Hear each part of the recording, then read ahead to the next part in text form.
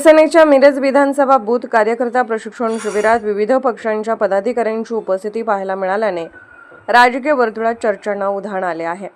काँग्रेसच्या मिरज पंचायत समिती सभापती तन्वी कमलेकर, एरंडोली जिल्हा परिषद राष्ट्रवादी अपच्या सभापती स्नेहल मोरे तसेच राष्ट्रवादी शप पंचायत समितीच्या रीदा मुजावर या तिन्ही महिला पदाधिकारी शिवसेनेच्या व्यासपीठावर उपस्थित राहिल्याने नागरिकांमध्ये संभ्रम। विचारधारात्मक भिन्नता असतानाही अशा प्रकारे प्रतिस्पर्धी पक्षाच्या कार्यक्रमात व्यासपीठावर उपस्थित राहणे हे मतदारांची दिशाभूल करणारे असून राजकीय भूमिकांमध्ये दुटप्पीपणा असल्याचा आरोप केला जात आहे।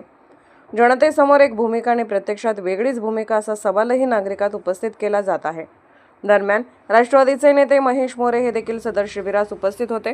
त्यामुळे आगामी ग्रामपंचायत स्थानिक निवडणुकांच्या पार्श्वभूमीवर काही राजकीय समीकरणे बदलत असल्याची चर्चा रंगू लागली आहे। या शिबिराला सांगली जिल्हा संपर्क प्रमुख योगेश जानकर यांची उपस्थिती होती। त्यांच्या मार्गदर्शनाखाली कार्यक्रम पार पडला। मात्र विरोधी पक्षाकडून या संपूर्ण घडामोडीवर काय भूमिका ही केवळ उपस्थिती नसून राजकीय संकेत आहेत का असा प्रश्नही उपस्थित केला जात आहे।